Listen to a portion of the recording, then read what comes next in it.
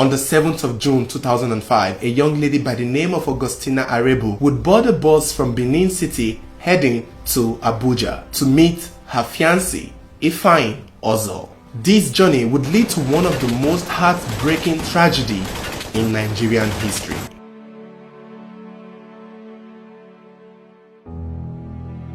Ifeanyi Ozo was a young businessman from Enugu State who dealt with motor spare parts. He did not complete his education, so at a very young age he moved to Zamfara State where he learned mechanics.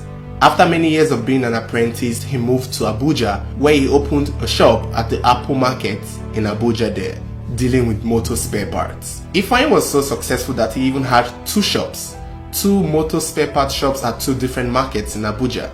But his major market was the one at Apo Market, and the other one was sometimes run by his younger brother Elvis Ozo, who lived with him in his self-contained in Abuja there. Now, according to Elvis, that morning on the 7th of June, it was said that Ifeanyi woke up with a particular glow, as though he was expecting something good to happen that day. Now, the press referred to Augustina as Ifeanyi's fiancé, but it was sort of implied by Elvis that the relationship between Augustina and Ifeanyi was sort of brand new. But regardless of whether or not this relationship was brand new or old, it doesn't justify the horrible events that unfolded later that night on the 7th of June 2005.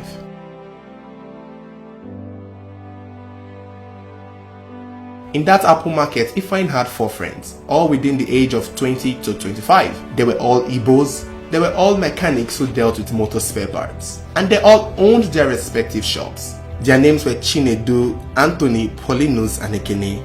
Ifeanyi had told them all about Augustina, so, they were also excited to meet her for the first time. Ifeanyi didn't have a vehicle, but as a mechanic, finding a vehicle wouldn't be that hard. I mean, he swims in vehicles. A day before, or earlier that day on the 7th, it was said that a politician had come to bring his vehicle to Ifeanyi's shop to fix it. It was said the senator even paid 150,000 naira upfront for Ifeanyi to fix it. This is to show you the caliber of mechanic Ifeanyi was. He was the one who dealt with politician vehicles. So Ifeanyi was a big boy by all rights. It's unclear if Ifeanyi finished fixing the vehicle first or before he fixed it, but what was said that Ifeanyi, upon seeing the vehicle, told his younger brother Elvis to check the vehicle in case there was any form of weapons or drugs or anything implicating, and Elvis did just that. After Elvis checked the vehicle and saw that it was clean, he told Ifeanyi that the vehicle is clean, and Ifeanyi was like, cool, we'll take it for a spin. Now, like I've said, it's unclear if Ifeanyi had fixed it before he drove it, or if he was driving it first to fix it later on, but that was the vehicle Ifeanyi used that day to pick up his friends and then pick up Augustina, and then drove all the way to a nightclub. They drove to the Grand Mirage Hotel in Abuja where the nightclub was located. At the time, Grand Mirage was one of the top spots for big boys. It was a big boys club. So if anyone could actually afford the Grand Mirage at the time, you were officially a big boy. And it was said that this wasn't the first time for Ifeanyi and his friends to actually come to the Grand Mirage Hotel. So they've been at this club before multiple times in the past, so they were not new to the club. However, it was Augustina's first time to this club, possibly her first time in Abuja, and unfortunately, her last time.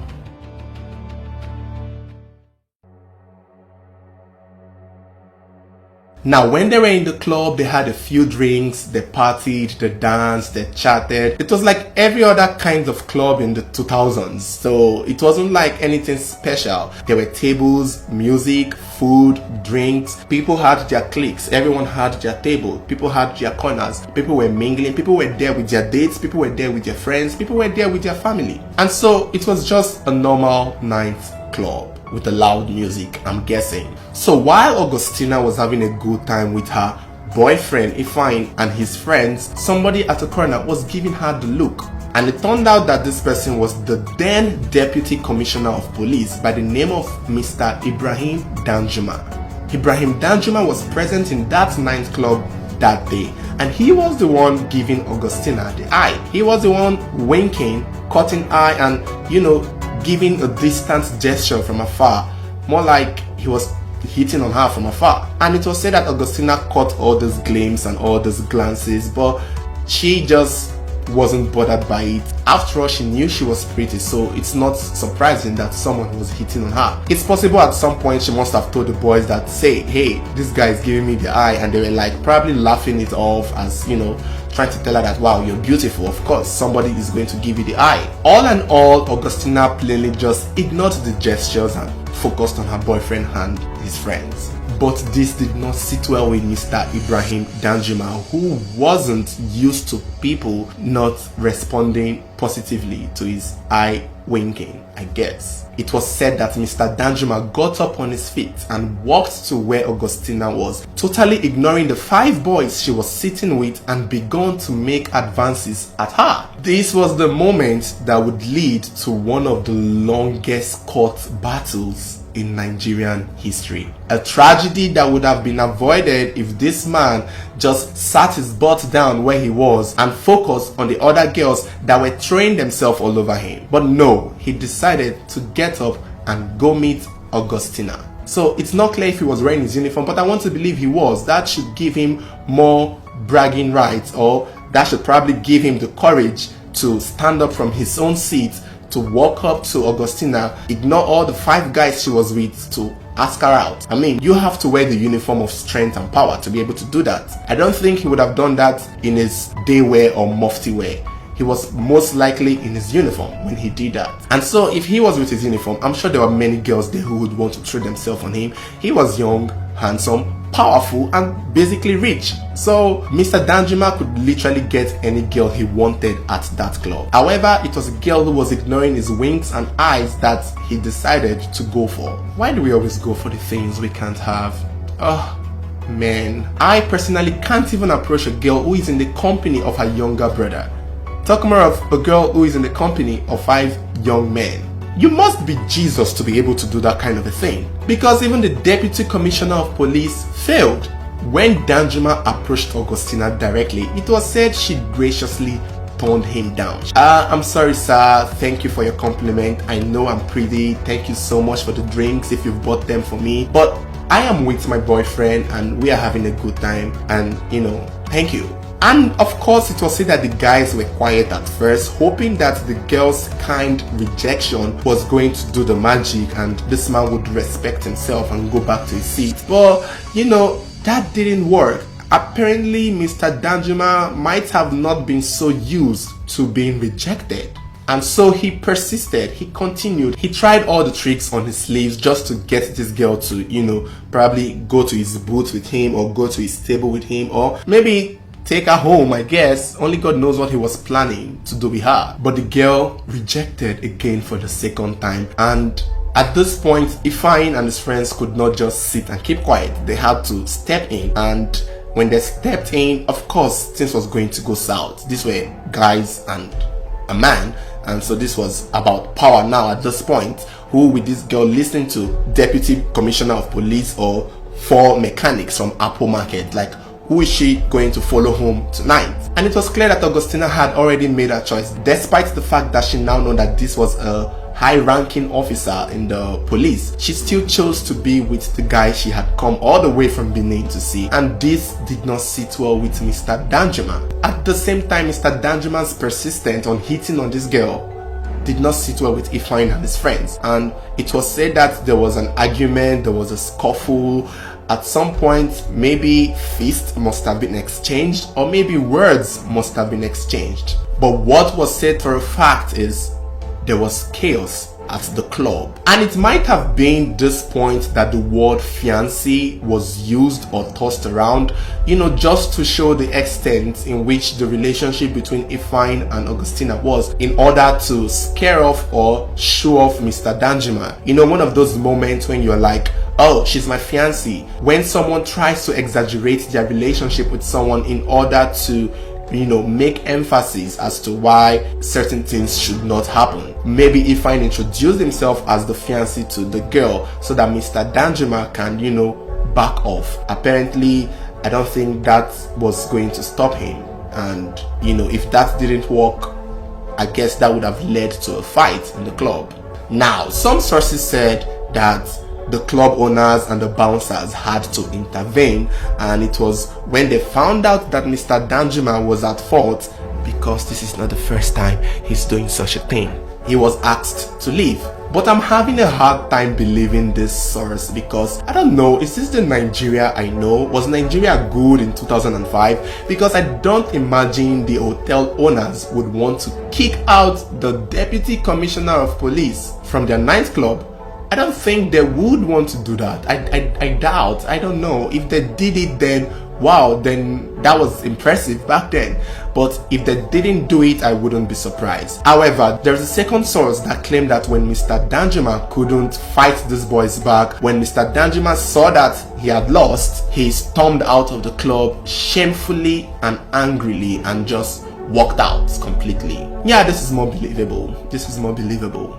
So after Mr. Danjuma stormed out the club, the boys celebrated, they were happy. Finally, they fought out a bully and they tried to calm the situation down. The club had to go back to being, hyped, and the groove, the music kept on playing. It was said that the boys and Augustina, they stayed a little while longer just to make sure they had a good time, just to make sure that they had fun. And that was what they did, not knowing something very horrible was waiting for them outside the club in the streets of Abuja.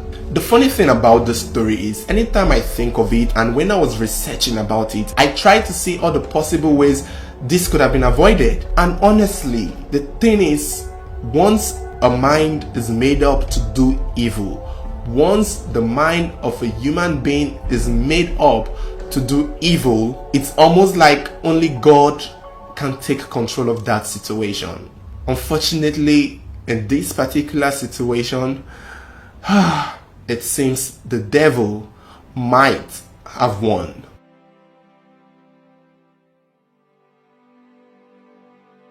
It was said that when Mr. Danjuma stormed out of the club, he met with a group of policemen at a checkpoint near the hotel at Gimbiya Street, Garki in Abuja. He told these policemen that they should be watchful of 5 group of boys with a lady, that he had gotten a call of an armed robber activity in the neighborhood. And so the policemen at the checkpoint were on the lookout. I mean, it was their job. So they were told by their deputy commissioner of police that armed robbers are on their way coming towards their direction and that they should look out. And of course they will look out. They will do their job, right? And so once Ifeanyi and his friends finished clubbing, they decided that it was time to go home. As they drove through the streets of Gimbiya, it was said that a vehicle moved right in front of them, blocking them instantly, causing them to stop. Now, this vehicle that blocked them was that of Mr. Ibrahim Danjuma. It was said that once Mr. Ibrahim Danjuma came out from his vehicle, he ordered the policemen at the checkpoint to shoot, which they did. Now, this part of this story as we know it was what was said during the court hearings and during the panel of inquiry hearings. So that was one side of how this happened. The other side to how this happened was that when Mr. Danjuma stopped the vehicle of Ifeanyi with his own vehicle, by blocking them, it was said that he came out of his vehicle, collected guns from the policemen, and he did the shooting himself. Now, this only came from the testimony of the policemen who were on trials, because towards the end, you will get to see that when these people went to court, which they did, they began pointing fingers. Nahim Dwam, you did it, you did it. It was through these confessions in court that we got to have these 2 versions of how this happened on the streets. But the major story or the major account was that when Mr. Danjuma came down from his car, he told the policemen at the checkpoint that these are the armed robbers I told you about. Shoot them. And instantly,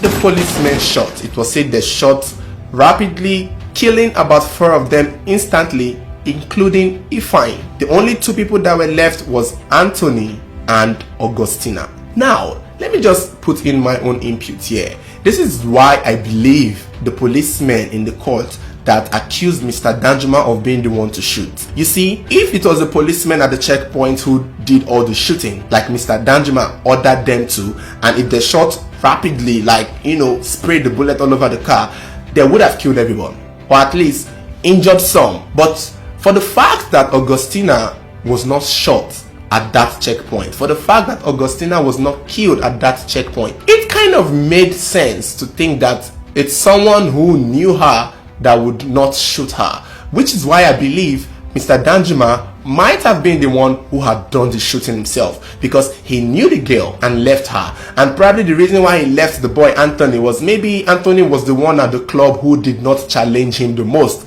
as to the other boys who did, which was why he killed them instantly, leaving Anthony and Augustina. So the fact that Augustina was not killed at that checkpoint during the gun spray and gun firing, I kind of want to believe the policeman in the courtroom who told the judges and the panel that it was Mr. Danjuma who shot the gun and not them. It makes sense, because the policemen at the checkpoint do not know these people. They weren't at the club. Even if they were going to shoot under the orders of a high-ranking officer, they would have killed everyone. They would have killed anyone and not spared the girl. After all, they've been told that they are all armed robbers. So the fact that Augustina was still alive, yeah, good try. I believe Mr. Danjuma was the one who did the shooting. But let's go on with what the popular story says. The popular story said that when the policemen shot, they didn't kill Augustina and another guy there, Anthony. And they took Augustina and Anthony to the Garki police station. Why did they leave Augustina and why did they leave Anthony? I do not know. They really wanted to paint the impression of we saw armed robbers and we caught two alive and they tried to escape, and they wanted to create a story. Now, it was said that when Augustina and Anthony were taken to the station, they were handed to the person in charge of that station, Mr. Otsman Abdul Salam. He was the officer in charge of that station, and when he saw Augustina and Anthony, I am thinking he was also told the same thing, that they were armed robbers and they had killed their fellow gangs, and clearly Augustina and Anthony were trying to vindicate themselves. But we all know how this goes. Regardless of what you say to the police, they will still see you as what they want to see you. So it was said that Abdul Salam called the family of Augustina and Anthony for ransom. 5,000 naira ransom at the time. It was a big deal then. So 5,000 naira ransom, which the family, were struggling to raise. Now, this was in the midnight. So Augustina's family in Benin were getting this call, and Anthony's family from, the market there were also getting this call as to get ransom to be released from prison. And I think this calling for ransom was where the police fucked up. And I think this is where maybe Mr. Danjuma, if he did all of these things, also fucked up, because he would have just killed them all and called them armed robbers. But for the fact he kept Anthony and Augustina alive, that kind of was where everything blew up for them. Because when Anthony and Augustina were unable to provide this ransom, they were killed. Now it's unclear the altercation before they were killed, but it was said that Augustina was strangled to death while Anthony was shot execution style. Apparently that was it. And when they killed Augustina and Anthony, they took their bodies to join the other group, and out of nowhere, guns, weapons, knives, ammunition, bullets was placed on the scene next to the bodies of these 6 young people. And the photographer was called again for the second time to take the pictures. According to the photographer's testimony, he said he had to be called twice to take pictures of the same group of people. And I think he said when he came the first time, he didn't see the weapons. It was the second time that he came to take the picture that the weapons just appeared, and 2 more dead bodies also showed up, which was what he had to do his job. So he took the pictures and went on with his job. It was the pictures of the bodies of these young people that were eventually publicized to the public the very next day, when news got around that armed robbers were caught at Garki and the police did their job. It was said that the armed robbers fired at the police and the police fired back, and the police succeeded in killing all of them, and they were heroes. They showed on the television there the weapons that were found in the vehicles of these armed robbers, and at the time the police were seen as heroes. People were like, wow, our policemen have done their job once again. Proud policemen. Give them a round of applause. Woo! What the police failed to know was that when Anthony was given a chance to call his family to ask them to pay up the ransom, Anthony told the story as it happened. Anthony told his family that they had met someone at the club, the deputy commissioner of police, who approached the girl and the girl refused, and that it was this deputy commissioner of police who blocked them on the road and killed some of their friends and asking them for ransom. So Anthony had already told the story before they killed him, and now the story has been told from Anthony's side. Luckily for him, since dead men cannot tell stories, Anthony, before he died, told the story. The next day, words got out in Apo Market. Elvis heard the news of his brother passing. They went to the police station. They confirmed that their brothers had been killed. But then the story had already been told, and soon, instantly, riots began. People marched to the police station. They protested. It was like, what is happening? And the world got to learn what really happened that day, and that the police were lying that these people were armed robbers, whereas they were not armed robbers. And I think at this time, Nigerians were already very, quick. And instantly, even though there wasn't social media there, we had our way of opera. We had our way of making our voice heard. And Obasanjo, who was the president at the time, heard the cries of Nigerians calling for proper investigation to the killing of these 6 young people. Were they armed robbers, or were they framed by a bloodthirsty police officer who thought they could get away with this? And instantly, Obasanjo set up a panel of inquiry to go through what just happened to the Apo Six, to see if they were armed robbers, to see if they had those guns in their possession, to see if they ever shot at the police. That was how the panel of the inquiry was able to discover and unfold all the story that I've just told you. They were able to learn that earlier that day, this group of men had met with Mr. Danjuma in the club where a scuffle was said to have happened between them. And there was a police officer who was supposed to testify before the panel to give evidence to back these claims up, to back the fact that these Apo Six were innocent up. Ironically, that police officer was poisoned the day before he was supposed to show up at the panel. It was said that he was poisoned by fellow police officers because he had hung out with those police officers the night before, and unfortunately the next day when he was supposed to testify in front of the panel of inquiry, he died. But that did not stop the panel of inquiry to do their job, and they were able to identify the fact that the weapons that was placed on these people's body, the weapons that was claimed to have been gotten from the vehicle of these Apo Six, was a weapon that had been recovered 2 weeks before the incident in an entirely different case, and it was said that it was taken away from the Garki police station and placed on them. Another funny business that the police did was that when they shot these 6 people, they immediately got death certificates. They immediately just got everything that they could get. They got a plot of land for burial sites and quickly buried all 6 of them. Who does that? They buried all 6 of them in a shallow grave somewhere near the police station, just away from it, at a very basic cemetery. Even before the family could claim the bodies, they just took the bodies and buried it. The panel of inquiry immediately asked for an exhumation. All their bodies were exhumed and their bodies were taken for autopsy. Although it was said that the person in charge of the autopsy could not determine the actual cause of death for 4 of the victims, but 2 of them were checked, which was Augustina's own, and it was discovered that Augustina was killed by strangulation, while Anthony was shot at a close range. And mere looking at the other bodies, although they were said to have been badly decomposed, the autopsy result was able to say that they were also shot to their deaths. Instantly, the panel of inquiry was able to name all 8 police officers involved, and through that panel, they were able to take all 8 of them to court.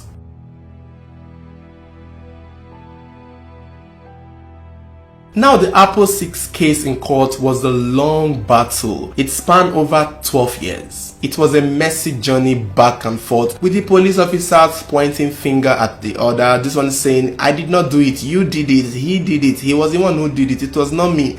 That was what it was. And so the judge was trying to establish a fact. They were trying to establish beyond reasonable doubt. Yeah, I think that is how they do it. While every single police officers were, trying to hold their head and save their name. At that point in time, all of them had to answer their surname. All of them were on their own. They were all trying to come up with the best defense as to get out of this. Even Mr. Danjuma himself, because he was also mentioned among the 8 police officers to face trial by the panel of inquiry. Because when they asked Mr. Danjuma, he claimed that he was called by people about armed robbers, and when he came to the scene, he told the checkpoint people, and he thought that they were the armed robbers. And funny enough, there had been an armed robbery attack that day, but it was discovered by the panel that the armed robbery attack that Mr. Danjuma was talking about were not even people who had a car. They used leg. So how could Mr. Danjuma have mistaken it? It did not seem right to the panel of inquiry, which was why they had to throw his name in there to face the court, and which he did. After 12 years in court in 2017, the judge found only 2 officers guilty and sentenced them to death, while the rest he could not sentence them because there wasn't really enough evidence to prove that they had killed these people. The thing here is, these 2 people who were sentenced to death for the killing of Augustina and Anthony. Now, the other 4 people who were killed at the checkpoint, nobody was tried for that. Nobody has paid for that. Nobody has been sentenced for that, because the 2 police officers who were sentenced to death were constables. They were the ones at the police station at the time. So all the ones at the checkpoints who did the shooting, nobody was arrested for that, because the judges and the people in charge of the courts and the people in charge of the prosecution could not identify or determine who and who shot, because this one is saying he's him, this one is saying it's not me, this one is pointing at this one is pointing at that one. And that was how they could not charge anyone for the killing of the 4 boys at the checkpoint. But after these 2 police officers were said to have been sentenced to death, it was said that they came forward and told everybody that it was Mr. Danjuma who asked us to do the shooting, that he was the one who gave the orders, and that was all they could say. There still wasn't enough evidence that he gave the orders. So the judge couldn't sentence Mr. Danjuma, but he was kept in custody. But soon he was released due to a medical condition. And as if that was not bad enough, it was said that Mr. Danjuma applied to get his job back, which he got his job. He was not only given back his job, he was paid every salary from 2005 till 2017 that he had missed. And as if that too was not enough, he was promoted to Assistant Inspector General of Police. This was a total slap in the face of the families of the victims of the Apo Six. Are you people kidding me?